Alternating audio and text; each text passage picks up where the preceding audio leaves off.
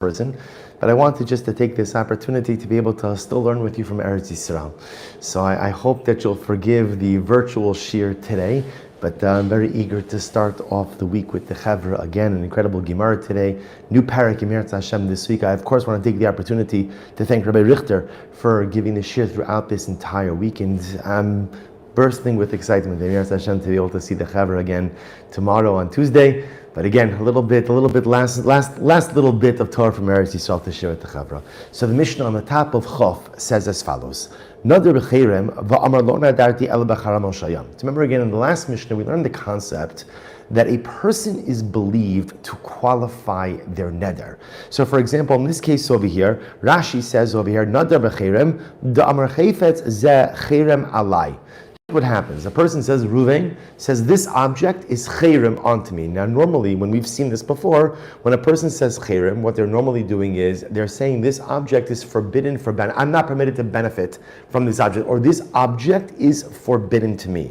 In this case, the person then qualifies his statement and he says, Va'amar lo nadarti ela b'charam al shayam. No. When I said chayrim, I wasn't talking about chayrim like a carbon, but in fact, the chayrim I was talking about was a fish net.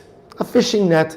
Rashi says over here, "Shuv amar lo nadarti ela becharam al shayam ashim shareshes shetzadin boas hadagim v'lo bechayrim mamish." So apparently, a fishing net is also called a chayrim. So now Reuven qualifies his statement. When I said this loaf of bread should be chayrim to me, I meant it should be like a fishing net. Now, what's the impact of saying that a loaf of bread should be like a fishing net? Absolutely nothing. That's not a neder. It's absolutely meaningless, and therefore the loaf remains permitted. Good.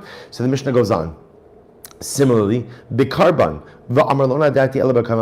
Let's say again, a person says, this object should be to me like a carbon. Now again, without qualifying that statement, that certainly sounds like a person is saying that I am not permitted to get any benefit, or this object should be prohibited to me like a carbon. But let's see, he qualifies it. And he says, no, I didn't mean like a carbon, but rather I meant it like a gift to a king. A gift to a king is important, but it's certainly not precluded from benefiting from it. Or hare atzmi carbon. A person says, I hereby make myself like a carbon. And then what happens? Va'amar lo nadarti ela be'etzem shenachti li lios noderbo. And then he says, no, you know what? I wasn't talking about me. I was talking about the fact that I have a little bone in my house. And this is what I was referring to. If we take a look at Rashi, Rashi says over here again, actually, if you take a look in the Rush, look in the Rush in the right-hand margin, 4 lines in, Hare atzmi carbon, asr atzmo ki carbon al chavero. So ultimately, again, it sounds like what Ruvain's saying is, I am making myself asr like a carbon to my friend. Instead, I say, no, I didn't mean my etzem, myself, but rather I referred to a bone that I have in my house. Or another case, konim ishti nhanesli, or a man says, I am hereby prohibited to derive any benefit from my wife. Va'amar, and then he qualifies his statement, and he says, Lo nadarti ela be'ishti arishona shegirashti. Again, I wasn't talking about the wife who I'm presently married to, but let's say again, assuming that Reuven has an ex-wife, I was referring to my ex-wife. What's the halacha in all of these cases? Al kulon in nish'alin lahem. In all of these cases, halacha l'maisa, one does not need she'ela. Now, she'ela means the process of going to a chacham, process of going to a sage, in order to have the neder revoked or annulled. It's unnecessary. Now, again, the idea behind that is, I want to bring it to, we'll come to that in a little bit. The idea behind it is this is the same thing as the previous Mishnah, that a person is believed to qualify the scope of their neder. See, even though again it appears that I said something that would generate a neder prohibition, halacha l'maisa, I'm believed to go out and qualify it. V'mishalu, but if I come to go ahead and seek revocation or annulment of the vow, onshin also, we punish him, umachmirin aleim, and we are machmir on him. Divrei Rabbi Meir. These are the words of Rabbi Meir. Now, what exactly this means, we'll have to see in the Gemara. Racham say, posel on Pessa makom acher. We go ahead and we open a Pesach. Now, Pesach, again, we'll get into all of this in coming prakim as well. Pesach means an opening. An opening, in other words, usually refers to a piece of information of which the vower was not cognizant of at the time of the vow. And we said, had you been cognizant of that, you probably wouldn't have vowed. The idea that Chum say is, we find a way for him to get out of the neder. Umalamdin also kadesh shelo yinhagu kalus rosh ben nedarim. And we teach him. In other words, the Chum seem to say The Chum seem to say that no, this neder requires a Pesach, requires an opening. Now Rashi points out the simplest example of Pesach is charata. A person says, I regret ever having made this neder. So the Chachamim say, you have to go through the process of creating a Pesach. Why? So that a person should not act flippantly with his nedarim. It shouldn't be kalas rosh. There shouldn't be flippant or a lack of attentiveness or a lack of seriousness when it comes to nedarim. So even though technically speaking, we learned before that a person is believed to qualify their nedarim, here you see the Chachamim coming along and saying, no, we want you to go through a process of charata, of remorse, in order that you not act in a light-headed fashion or in a careless fashion with nedarim. Okay, so let's analyze this a little bit more. Says the Gemara, Hoguf Akasha. The problem is the Mishnah has an inherent contradiction. What's the contradiction? So the Gemara says, Amrit, Einish Alon Lahen. So remember again, the first part of the Mishnah says that on these particular nedarim, because a person is believed to qualify his neder, therefore no she'ila. One doesn't have to go through any type of process with a sage, with a chacham, in order to be able to get out of this neder. You're believed to qualify, therefore it kind of falls off on its own. V'hader tani, and then it says, Inishalu onshin also, that if you try to go ahead and engage in the process of revocation or annulment, then what? Then halacha l'maisa onshin also will punish such a person, umachmirin aleihin, and ultimately again will be machmir with them. So which one is it? In other words, you said before that you don't have to go through any process of she'ila, any process of revocation or annulment, and then you say, but if you go through the process of revocation and annulment, we're going to be machmir on you. What's going on? Amar Yehuda is fascinating. Hachi katani, the chulan ein tzrichin she'ila. The truth is, Rabbi Yehuda says like this, in reality, any of these nedarim that we mentioned do not require any type of sheila, do not require the petitioning of a sage in any way. In any way. Why? Again, on a basic level, because halacha l'maisa, we learned before that a person is believed to qualify the scope of their neder. But says the Gemara qualify this. But when is that so? When is that so? B'talmud chacham. It's true with a sage. But if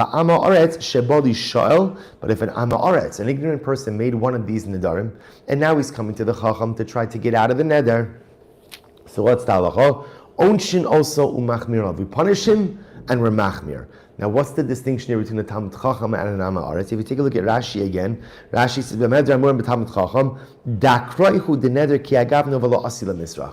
we assume that in general, Talmidei Chachamim are careful with their nedarim. They're careful. So therefore, if a Talmud Chacham happens to make a neder like this and then qualifies it, we're not going to penalize him because we look at this as a one-off event. He was careless on a one-time event, but it does not represent a general mindset of carelessness by nedarim. However, Rashi says about Amaretz, but here's the problem with Amaretz. If we let the Amaretz get away with this, and there's no repercussion, and he doesn't have to go through any process, we're incredibly concerned that he's going to go ahead and repeat this same type of behavior. So therefore, again, we do two things. Onshin also, we punish him, umachmirin alav, and we're machmir on him. So let's qualify those terms. Bishlama machmirin, so what does it mean that we're machmir? Delo paschin alei becharata. It means like this, actually quite interesting.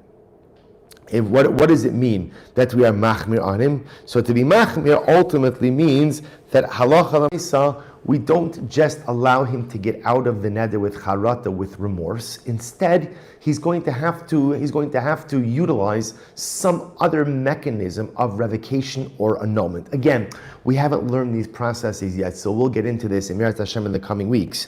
But if you take a look, by the way, just for a moment at the Rush, and the right-hand column, right where the lines of Rashi get why the Rush writes, Onshin osu machmir alav, delo meheminan le shekach haisa kavanaso. It says, Ve'eno baki b'taras nedarim, v'yare shema lo yuchal limtso pesach, shato achacham. So the Rush just adds, I'm sorry, just go back for just a moment, the Rush adds in one more thing. The reason also why we are machmir with the Amaretz is because according to the Rush, machlokes, Rashi says the reason we're machmir with the Amaretz is because we're afraid that if we just let him get off with nothing, then he's going to be flippant about nedarim in the future as well. The Rush says no. We're actually concerned that he's making up this interpretation. Maybe he really meant the neder that he made. Now he realized he got himself into a little bit of a neder pickle. See, he wants out. So he's making up some new, far-fetched idea, but maybe that wasn't really his kavan at the time of the neder. Either way, we're going to be machmir on him. So what does it mean that we're machmir? So machmir in the Gemara says means that he has to employ a charata remorse is not enough. He needs some other mechanism. Ela onshin hechidami, but rather, what's the case of onshin? How exactly do you punish him? So this is incredible. The Gemara says, listen to this. Misha nazar va'ava al naziruso. If somebody took a neder to become a nazir, and then he violated his neder nazirus. He violated his Nazirite vow. So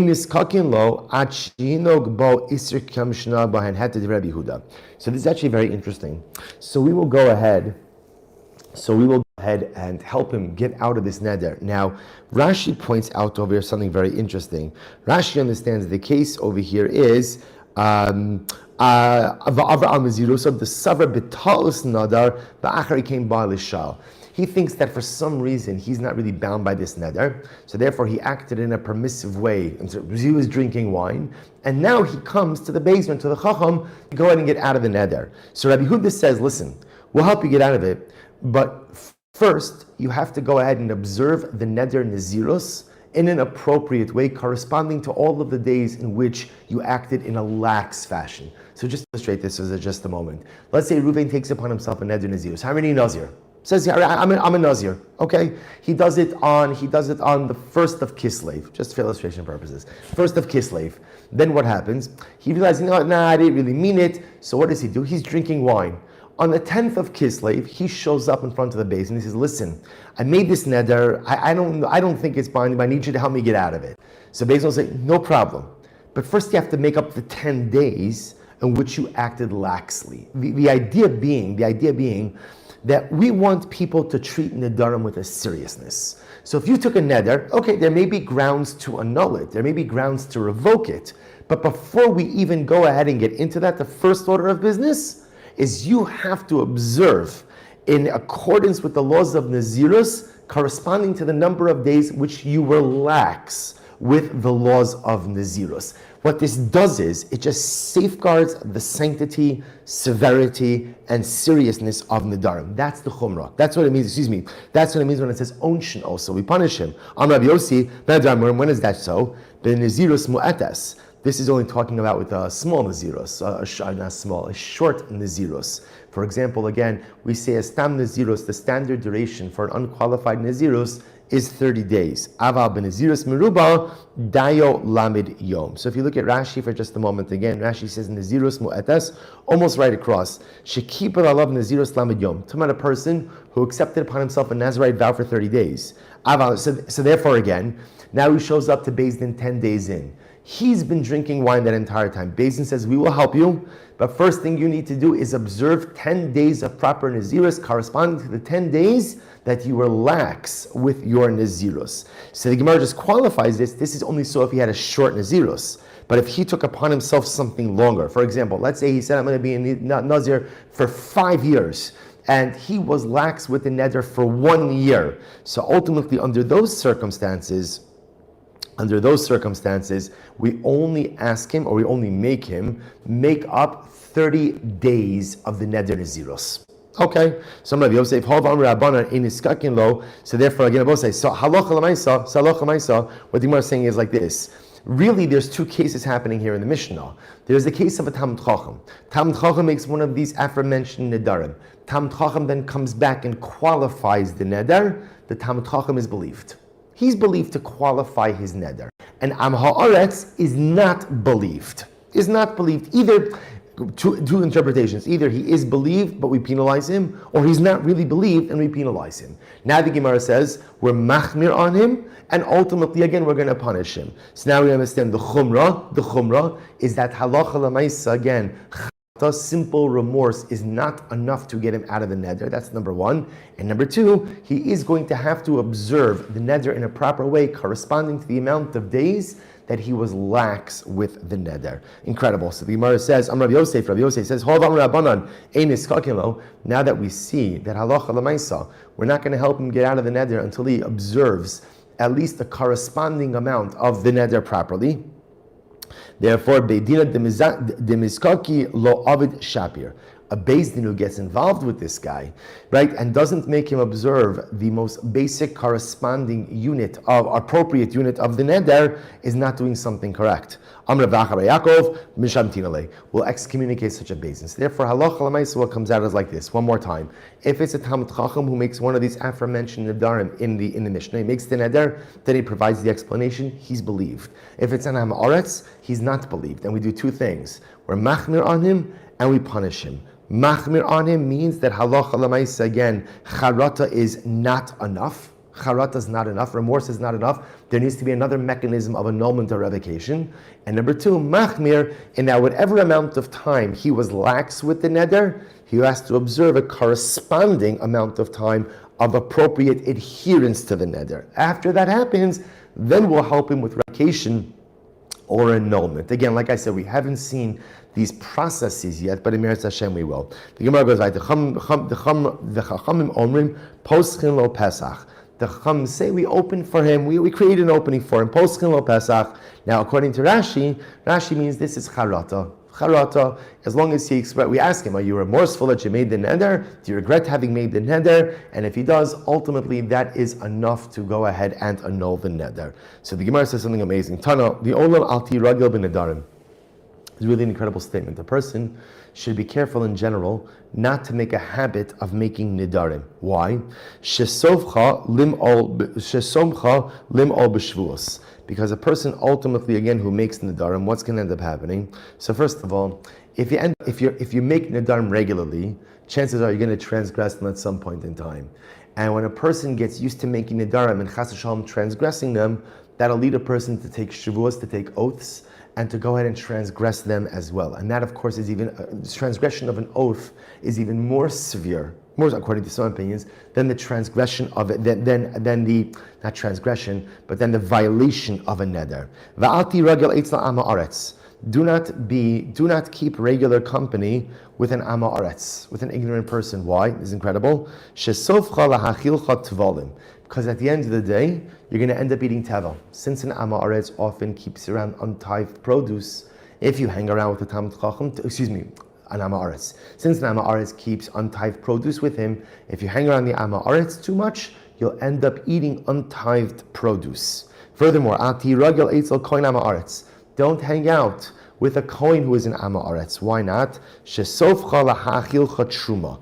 Ultimately, again, he's going to end up going ahead and feeding you truma. Because again, the same way that the regular am haaretz is lax, right, and with tevel, he doesn't tie his produce properly, and again, you're friends with him, you're going to end up eating his food. A kohen who's an am haaretz, you hang out with him, at some point in time he's going to offer you truma. Maybe he will tell you, maybe he won't tell you, but l'maisa, again, a non-kohen eating truma is very serious. The idea that the Gemara is trying to highlight is what? Be careful with who you surround yourself with. Because who you allow yourself to keep company with, right? Everyone who I allow into my dalaramis, into my life, has an impact on who and what I am. So the Gemara says, be careful who you're friends with. And along those same lines, the Gemara says, do not speak regularly with women. Shesofcha lavo lide niyuf. Because chas v'shalom it can lead to immorality.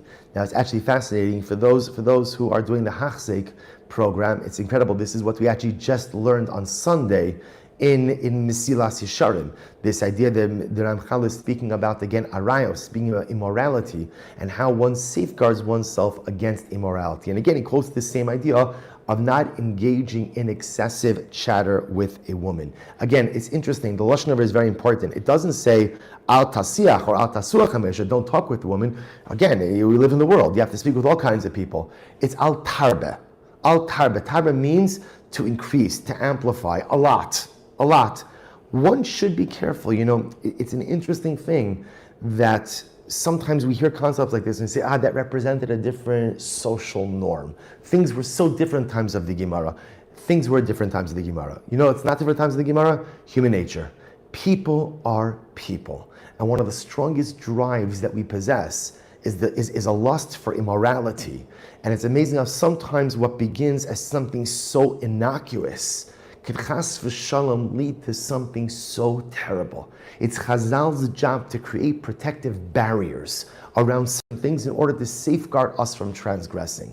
And since the Gemara says, miut ba'arayos, a large minority of people engage in immoral acts, therefore, again, a large minority. It's not everyone, but again, it's here, and it's real, and it's a danger, and we have to be mindful of it. So again, how do you define a lot of talking with a woman, not a lot of talking with a woman?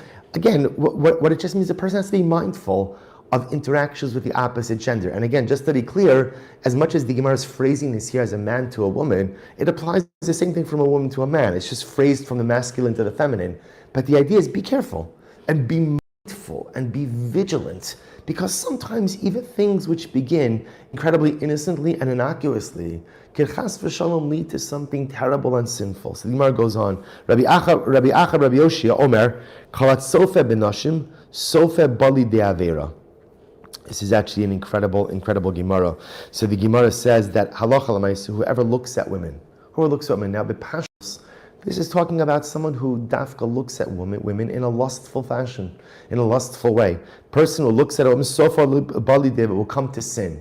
Now it's incredible. Once again, the Ramchal also spoke about this. A person could easily say to themselves, I'm just looking. I'm not doing anything. I'm just looking. So the Gemara says, okay, a lot of things just start with just looking. But again, a person has to be mindful that when I allow myself to engage in certain activities, I'm allowing myself to go down a certain path. And sometimes we know this, we all know this from our own lives. Sometimes once you begin going down that path, it is so difficult to keep yourself from going down all the way till the end, into the abyss. So the Gemara goes weiter. First white line. Whoever goes in and looks, now akva literally means the heel. We'll see that it's a euphemism. Whoever looks at the heel of a woman, has children who are unworthy. So, okay, what does this mean? Looking at the heel. Amar Rav Yosef ubeishto nida. This is talking about even one's own wife. Even one's own wife when she is a nida. Since when a woman is a nida, she's not permitted to go ahead and husband and wife can't have relations. So the concern is that if he looks at her heel, again, we'll see what the heel is, but if he looks at her heel, ultimately he may become aroused, enticed for relations, and chas v'shalom may come to transgress. Rabbi Shimon Lakish, Akiva Diktani, this heel that we're talking about, b'makom hatinofes, shu mechuvan keneged ha'egev, actually refers to the makom erva, refers to her nakedness. It's just that the heel is opposite the erva. So looking at her heel, ultimately, again, is a reference to looking at the erva. Now, obviously, the Gemara is talking about even one's own wife. Even one's own wife. The Gemara says, Tanyo ba'artia yirasa al penechem. So again, we'll talk about this in just a little bit, but the Gemara here is going to launch into a discussion regarding sexual etiquette.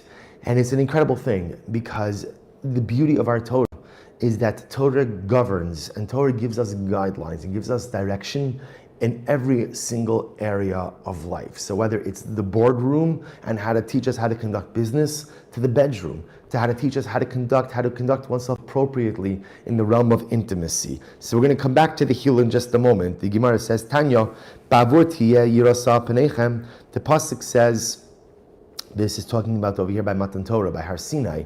So Hashem says to Moshe, Moshe says to Klal Yisrael, Al tiro, do not be afraid, Hashem is coming to test you. He's revealing himself. Hashem is right. There's a divine revelation. Why?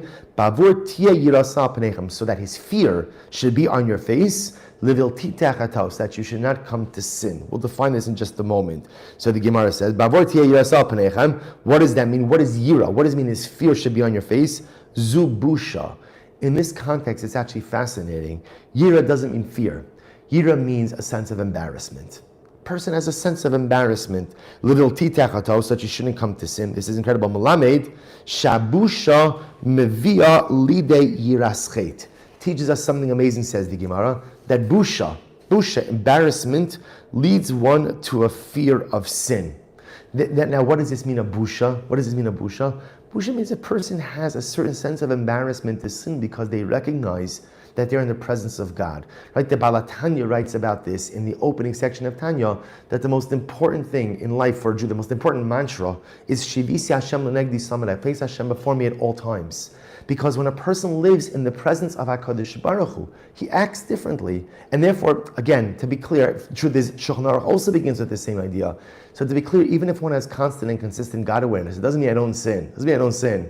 But at least I'm embarrassed to sin. At least there's a busha.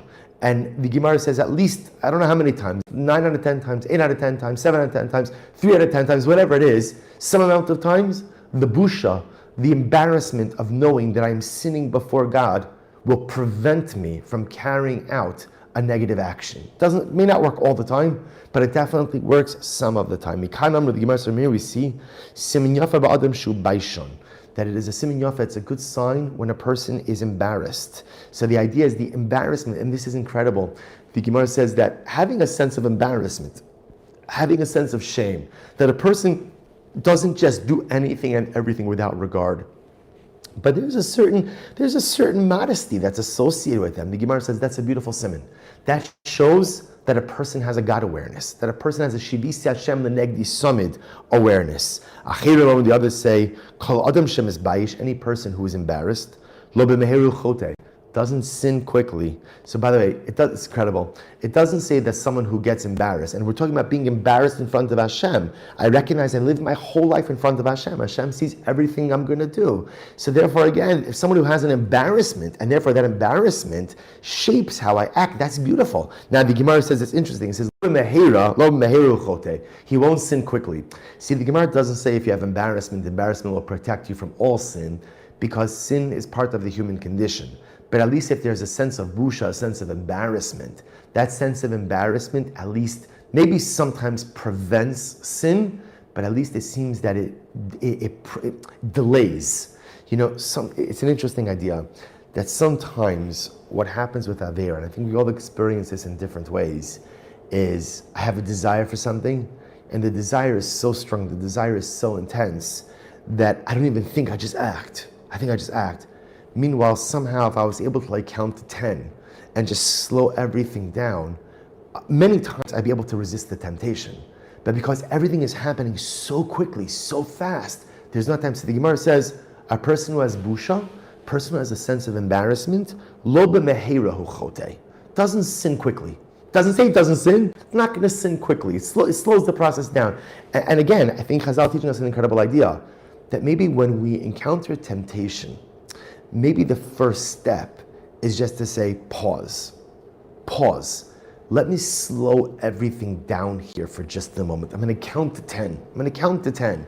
And maybe just if I pause things a little bit, I'm able to regain my spiritual equilibrium and won't make a terrible decision in the heat, in the passion of the moment. So the Gemara says, Misha in leboshes panim, someone who does not have a sense of embarrassment or shame. It's incredible Gemara. That is a sign that his ancestors did not stand on Har Sinai.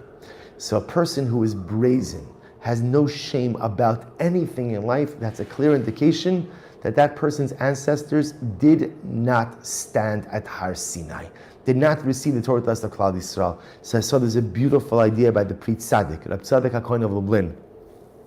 Reb Tzaddik says something amazing. He says, what does this mean? He explains something so beautiful. He says that when HaKadosh Baruch Hu revealed his self, his essence to us at Har Sinai, there's a piece of that experience which remained within us. And the way that experience manifests itself is busha. At Har Sinai, we recognize in an unequivocal, clear fashion that we are in the presence of HaKadosh Baruch Hu. And there's a little bit of that clarity, a little bit of that Shivisi Hashem L'negdi Samid, a little bit of that God awareness that stays with me every single moment. And that's that little bit that sometimes stops me from sinning, slows down the process of sinning. So the Gemara says, if a person has no busha, that means they weren't at Har Sinai. That was the takeaway of Har Sinai. I take a little bit of God awareness with me. There's a little bit left in me. I don't have it all the time, but it's a little bit in me. And that little bit of God awareness engenders a sense of healthy busha, which prevents me from sinning.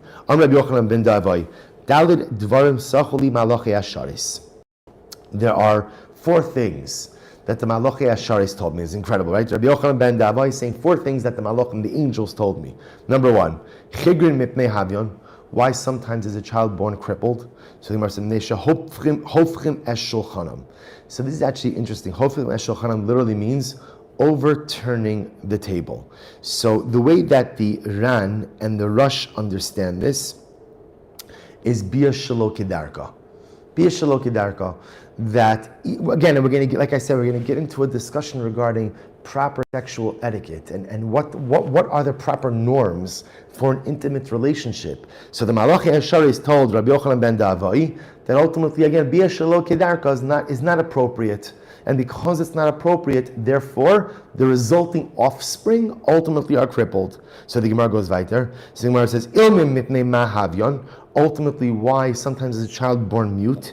So the Gemara says, Shemenashkim al osam makom, because literally, again, a husband literally kisses or puts his mouth on his wife's makom erva.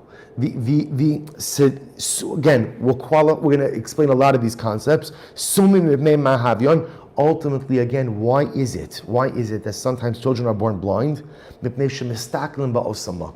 Ultimately, again, because a husband gazes at the erva of his wife. So just before we get into all of this, right, it's important to understand what does this mean, that every single time a child is born with an infirmity, one of these things happen. First, it's not always like that.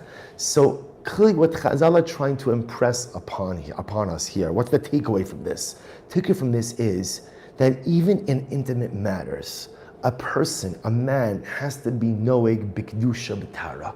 Person has to approach intimacy with a sense of holiness and a sense of holiness, kedusha tara, a sense of purity, which is so hard for us sometimes to imagine, especially again those of us who grew up in greater society, where everything is sexualized, and everything that is sexualized is always relegated to something illicit or dirty. So sometimes we think about this concept of how could intimacy be kadosh? How could intimacy be tahar? So we'll discuss that a little bit. But that's the idea that Chazal are trying to say, that even when a man is with his wife, and it's a permitted union, of course, and it's a blessed union, and a man has an obligation. We saw this in Maseches Ksuvas.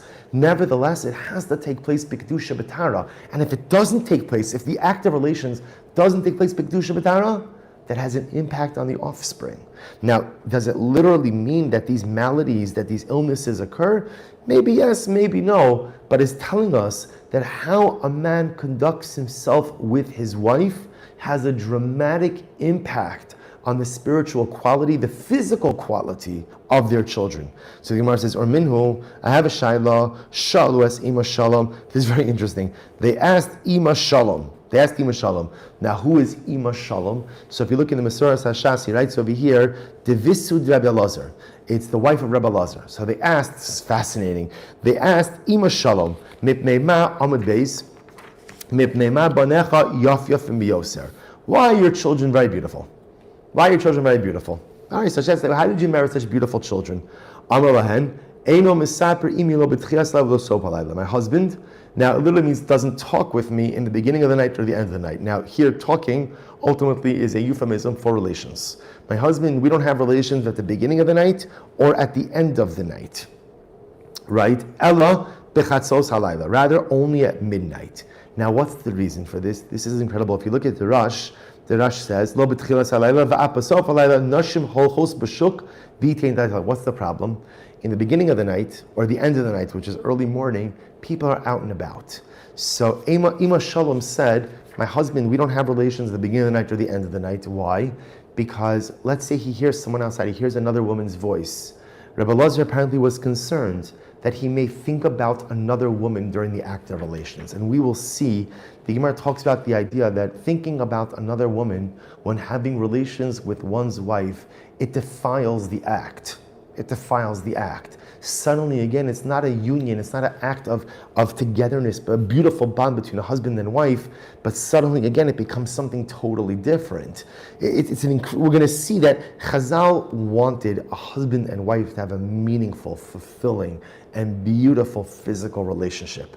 But Chazal want that relationship not just something that satisfies an urge or satisfies a want, but that the intimate relationship could be a bridge, could be something that creates such an incredibly profound, beautiful, loving, strong bond between a husband and wife. But once again, only if done in the right way. And only if done b'kedusha b'tara. So here again, they asked Ibn Shalom, how did you marry such beautiful children? We didn't have relations in the beginning of the end when my husband could hear other women's voices. I guess maybe their house was right next to the shuk, so the windows would have been open. He could hear other people speaking. He was makbid not to have relations when other people would be out. So chatzos, midnight, no one's out. Furthermore, ukeshum mesaper megala tefach umechase tefach v'doma alav k'mish shekafa'u shade. And what happens? Furthermore, Rebbe Lazar wouldn't fully undress. Rather, again, he would just uncover enough of his body in order to go ahead and have the act of relations, and that was it. And when he engaged in the act of relations, he did so as if he was being coerced, as if he was being forced by a shade. See, in other words, he fulfilled an obligation, but tried to abstain from having pleasure from it as much as possible. Now, what I do want to mention over here, if you look at the Rush says, Megala tefach or mechasa tefach, kidei sheteyira ubusha alponav.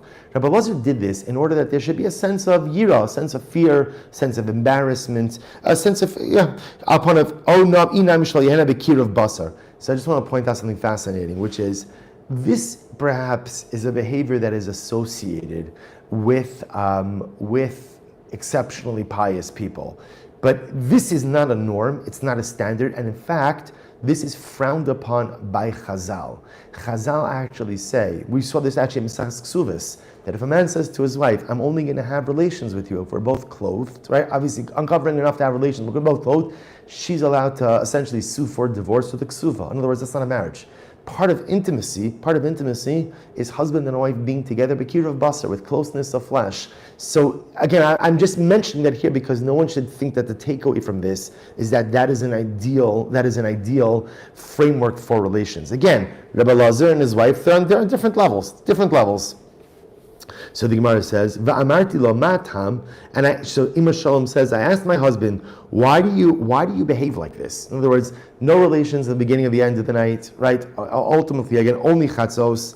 Furthermore, again, you only uncover a little bit. So what are you scared of? Va'amarli kadesh lo etein es einai biisha achares v'nimtzu banav ba'in lidei mamzeros. He said, I'm afraid that if the act of relations goes on too long, again, wrong time of day or goes on too long, I'm going to think about another woman during our act of relations, and ultimately our children will be mamzerim. Now, of course, this is not literal. In other words, they wouldn't be mamzerim, but he was saying that the husband thinking about another woman while having relations with his wife, by definition, is something that creates a pegam. It creates a blemish in the act, and therefore, by extension, a blemish in the offspring. But point over here, the Gemara says, is that you see they were talking during relations, to which the Gemara says, Lokashya, habamili detashmish, habamili achranaisa. During relations, husband and wife could speak if it's matters related ultimately to relations. So it's interesting, the Rush says over here, Share kedei l'rtzosa. A husband is dafka supposed to speak to his wife during relations and dafka say words to arouse her and say words ultimately again to compliment her and to make her feel loved and to make her feel secure and ultimately to make her enjoy the experience even more. As opposed to mili achranaisa, you don't talk about other stuff. The concern about speaking about other stuff is that it may lead to a conversation about another person, and then the husband may come to think about another woman during the act of relations. Listen to this. So all of this, remember, up until now, these are the four things that Rabbi Yochanan ben Davai heard from the Malachi Asharis. But now listen to this, another school of thought. Aval Amru Chachamim, Ein halacha ki Yochanan ben Davai. The Chachamim said that the halacha does not follow Yochanan ben Davai. How so? Ela kol ma she'adam rotzeh lasos bi'ishto oseh. When it comes to an intimate relationship, whatever husband and wife want to do with each other, they are permitted to do. So remember again, Yochanan ben Davai has this testimony from the Malachi Asharis saying that a husband should not go ahead and kiss his wife's makom erva, should not gaze at the makom erva, shouldn't engage in bia shelo kidarka. There's another school of thought. The other school of thought is that a couple should figure out what gives them pleasure, and they should do it. They should do that. In other words, obviously, everything always has to be with the consent of the woman. A husband can never do something that his wife doesn't consent to. But lemaisa, again, anything that they consent to is going to be permitted. So he gives the interesting mashal. Mashal, lebasar haba mi beis hatabach. This could be compared to a piece of meat that you purchase from the butcher shop. Ratza la'achlo b'melach, ochlo, sli ochlo, bavusha ochlo, shalok ochlo, v'chein dag haba mi beis hatzayid.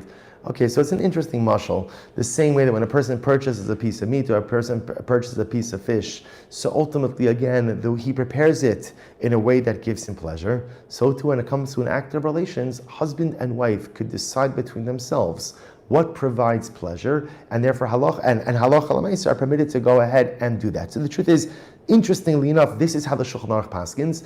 Now again, so therefore, technically speaking, anything that a husband and wife want to do together is permitted. There are limitations on that. The Shulchan Aruch does write about, again, that kissing the makom erba, gazing at the makom erba, the Shulchan Aruch sees that as a lack of tznius, as a certain lack of modesty, but doesn't call it aser. Bia shelo kedarka is technically permitted, but the hotzas zera, the seminal emission, cannot occur in a bia shelo kedarka, could only occur in a bia kedarka. So again, we paskin essentially like the chachamim, but there are still certain qualifications associated with it. Amra Meimar, man malachi ashari. So first of all, again, let's go back. So Rabbi Yochanan ben Davai heard all of this from the malachi asharis. Tell me, who are these malachi asharis? So the Gemara says, Rabbanan, it's the rabbis. Di'i tema malachi asharis mamish, because if you think it's malachim, so the Gemara says, Amai amra Yochanan ein halacha Yochanan ben Davai, ha'inhu biki b'tzuas havlat fei.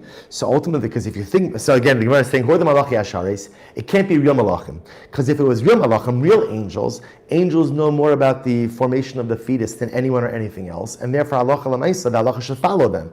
Rather, it must be malachi asharis as a reference to the rabbanim. Yochanan ben Dahavai is quoting other rabbanim. We call those rabbanim malachi asharis. V'amai karlu malachi asharis. So ultimately, again, why do we call rabbanim malachi asharis? Dimitzaine ke malachi asharis. Now, this is actually very interesting. I'll point out to you something fascinating. Rashi, Machlokes Rashi and the Ran. Rashi says the Mitzayni she'otufim b'tzitzis. Just like Talmidei Chachamim are wrapped in their tzitzis, wrapped in their talis, apparently Malachim are also wrapped in a talis. The Rosh sees it differently. The Rosh says the Mitzayni ki malachi asharis shehein mitzuyonim v'nivdolim mishnar b'nei adam kish malachi asharis. The idea over here is actually quite beautiful, that the same way that malachi asharis are distinguished, mitzuyonim, they're distinguished, so too Talmidei Chachamim are distinguished from the rest of the population as well. Incredible. So it's interesting. So just to show you again, that first of all, the power of this Gemara, maybe it's not so bad I'm giving this virtually, right? So the power of this Gemara is how the Torah guides everything. It literally guides everything. And there's an etiquette, and there's a mahalach, and there's an approach to everything we do in this world. Even the most intimate, private matters between husband and wife, ultimately Chazal have something to say about it. The Gemara has something to say about it. So the Gemara tells a story of a woman who asked the Shaila to Rebbe. She said, Amrlo, Rebbe, arachti lo shulchan v'havcho. She essentially says, Rebbe, my husband wants to engage in bia shelo kedarka. What's the halacha? Amrlo, biti TORAH hitirticha v'ani ma'aselech. It's mutter. What do you want from me? That's what he says to her. It's mutter. Now, the Ram points out over here, she was willing to engage in this as well. She was asking a shayla whether or not it was permitted. So he says, yeah, the Torah says it's mutter. Torah says it's mutter. So what would you like from me? A woman once came before Rav. Amr lo Rabbi, arachti lo shulchan v'havcho. So she came before Rav and she said, Rabbi, I was ready to engage in relations. My husband asked for bia shelo kedarka. I'm willing to engage in that act as well. Is it mutter? Amra maishna min benaisa. Why is it different than the piece of fish? In other words, like we said before, the same way that a person could prepare their food in accordance with their liking, with their taste, so to matters of intimacy, husband and wife have a right to do whatever they want as long as it has the consent of both parties. So incredible. So I just want to point out, you'll ask, what's the point of these stories? To see how these women were asking these very intimate shilas to these men, to these great rabbanim. And again, at least from the Gemara's perspective, from the Rav's perspective, these type of shaylas are no different than any other shayla that come up in halacha. Halacha is halacha, and ultimately provides us with the guiding light for anything and everything in life. Truly beautiful. Velos asuru acharei levavchem. So now the Gemara goes back a little bit. So the Torah says, you shall not follow after your heart. What does this mean? Mikan Amar Rebbe al yishta adam b'kozeh. This is incredible. So the Gemara says, from here you learn a man shouldn't be drinking from one cup and thinking of another cup. Of course, this is a metaphor that when a man is having relations with his wife, he should not be thinking of another woman. Amar Ravina, so that's the metaphor. When he's drinking of the cup, that's his wife, he shouldn't be thinking of another cup, another woman. Amar Ravina, lo nitzucha ela da'afilu beis nashav. This is incredible. So this is even true. Let's say Reuven's married to Rachel and Leah. See, even when he's with Rachel, he shouldn't think about Leah. And when he's with Leah, he shouldn't think. In other words, you would have said, maybe in that case, look, he's married to both of them. It's mutter. It's mutter. Kamash, no. Even if he's married to both of them, when a man is with his wife, that is a bonding experience between the two of them. And the moment that he's thinking of anyone else is a moment that there's a pagam, there's a blemish in the act of relations. So the Gemara goes weiter. The Gemara says, Ubarosi mikem hamardim va'aposhim bi. So the Gemara quotes the pasuk from Yecheskel. So barosi mikem min hamardim va'aposhim bi. Literally, again, I will single out those of you hamardim who rebel and poshe and sin against me. I'm Rabbi Levi. Elu b'nei teisha midos b'nei asnas mishag'ach. So the Gemara is going to talk about now that there are relations in 9 different situations which are considered to be an inappropriate act of relations. You'll see why in just a moment. And therefore, again, it's considered to be a negative act, and it also has an impact on the children, on any children potentially conceived from the act. For example, the Gemara says, B'nei Anusa. So B'nei Anusa, I'm sorry, I skipped. B'nei Ima. So what's B'nei, I should say B'nei Ima. This is talking about, look, if you look at the Ran says, Lashon Yira Shematal Emal Ishto Lizakikla, where a man brings an element of fear to the marriage, so that his wife submits to him physically out of fear. Such an act of relations is considered to be a rebellion against the Kadosh Baruch Hu. That's not what married intimate life is supposed to be. B'nei Anusa, similarly again, B'nei Anusa, the Ran points out, Groit fei mibnei ima, dibnei ima lo havi Anusa. Anusa means against her will. So this is even worse. Again, a husband has no right to have relations with his wife against her will. And therefore, halacha b'nei Anusa, b'nei snua. B'nei snua means a man despises his wife but has relations with her anyway. So once again, these acts, see what's the common denominator so far? That the man engaging in these acts is not engaging in the act to build relationship, not to build physical or emotional intimacy with his wife, but obviously he's just doing this to satisfy his urge, to satisfy his desires. That's not what marital intimacy is about, and therefore such an act is considered to be despised and is considered to be an act of rebellion against Hashem. B'nei nidui. This is a man who's in a state of nidui, a man who's excommunicated. Really, his wife is not supposed to have relations with him. B'nei temura. This is interesting. If you look at the Ran, he says, Shabal achas minashav ksavashit sarasa. This is where a man is married to more than one woman. He has relations with Rachel, but he thinks that it's Leah. B'nei Meriva, relations that happens ultimately, again, when a couple is fighting. Incredible. Relations shouldn't occur in a state of marital friction, but rather should only occur when there's a state of shalom. B'nei Shichros, when the husband is drunk, he shouldn't engage in relations. Again, what's the idea? Here, so the Ran points out, this is incredible, mitoch shichruso eino nosein daito al ishto. Because he's drunk, he's only thinking about himself. He's not thinking about his wife, which is such an incredible idea. You see this in the halacha, that the obligation that a man has towards his wife in physical intimacy is to give her pleasure. That's his job. That's a husband's job. So Lamaisa, when he's drunk, all he's thinking about is satisfying his own desires. B'nei grusha salev. This is a man who's already decided in his heart that he's going to divorce his wife, but he has relations with her anyway.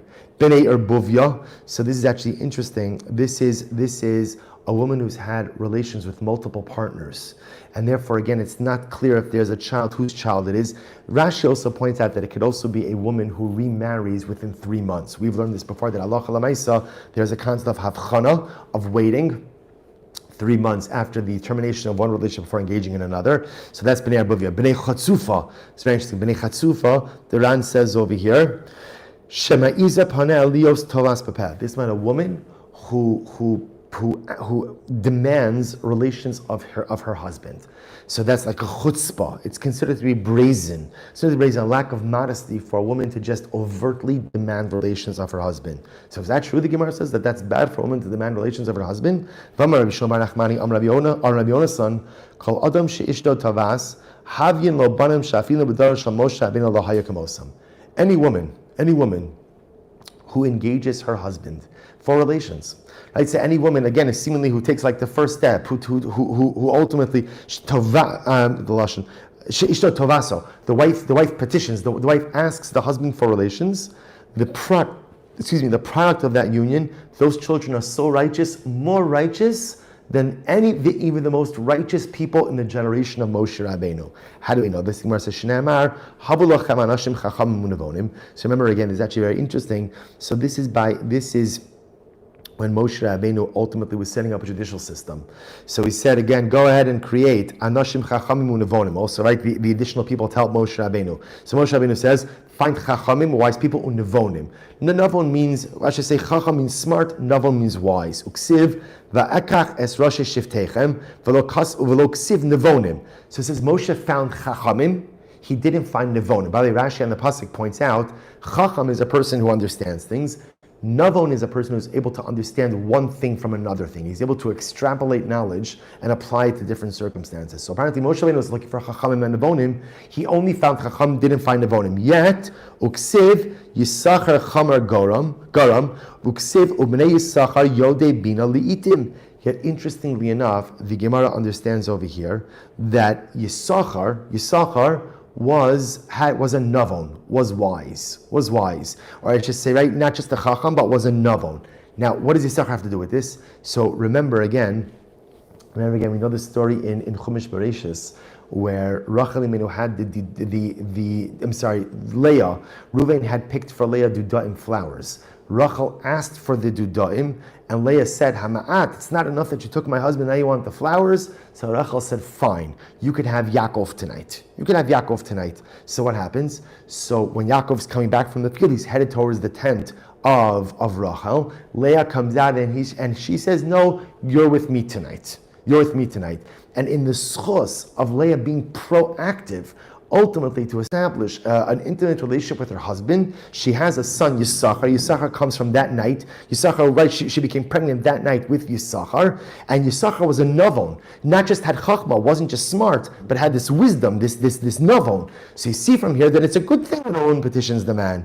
To which the Gemara says, no, hahi dematzia artsuye. So this is very interesting. If you look at the Ran says dematzia artsuye shemefata oso bedivrei ritzui. This is where ultimately, again, she goes ahead and she says to him kind words. Bedivrei ritzui upius kileya shelo amar liyakov ela lasra bi ohala. The kiyasar ba'ohala. So the idea over here, the Gemara says, is something absolutely amazing, which is the difference is Leah didn't come out and petition Yaakov directly, right? She didn't go ahead and say, we're having relations tonight, but rather, again, what she said to him is, you're with me tonight. So that level, if you look at the Ran again, she said to him kind words, divrei ritzui, upius, and conciliatory words. Leah tells Yaakov, come to my tent. But she didn't explicitly say, let's have relations. So that seems to be the distinction over here. The Gemara seems to feel that it's a bit of a chutzpah or lack of modesty for a woman to say, let's have relations. But Lamais, again, in a veiled reference, as Leah said to Yaakov, tonight you'll come to my tent, that not only is permitted, but seems to be praiseworthy. It's interesting. What is it that Chazal are trying to teach us from Leah Imenu? And I think, the maybe the statement ultimately is, or the concept is, if you don't ask, you don't get. Sometimes in life, there are certain things we want, and we just expect that other people should know what we want, and they should give it to us. But the truth is, sometimes people know what I want, but they're still not going to give it to me. And sometimes people don't know what I want, for the simple reason that most of us are not mind readers. So in life, if you want something, you have to ask for it. Well, sometimes you have to, and then you have to go for it yourself, but sometimes you just have to ask. If you don't ask, you don't get this. The truth is, a paradigmatic example of this is in our relation with HaKadosh Baruch Hu, right? So HaKadosh Baruch Hu knows what I need. He knows what I need even before I ask, but Lamaisa, part of building the relationship is ultimately asking Hashem what you want. If you don't ask, you don't get. Where do we learn that out from? From Leah Imenu. Again, she could have left it to Rachel to tell Yaakov he's supposed to go to Leah. No, Leah comes out. She says to Yaakov, tonight you come to my tent. In that schus of Leah being assertive, in that schus of Leah taking what she wanted, in that schus of Leah asking for what she wanted, not relying on other people to read her mind or to figure out what it is that she needs, in that schus of that assertiveness, ultimately she's giving Yisachar. Yisachar unique in that not only was he a Chacham, but he was a Navon as well. Shkayach Erlosa, incredible end of the parak. Hadjun Alach, Ve'elu Mutarin, Mazel Tov, look forward to seeing everyone in person on Tuesday morning. Have an incredible and fantastic day, and Mazel Tov on completing the parak. Shkayach, everyone.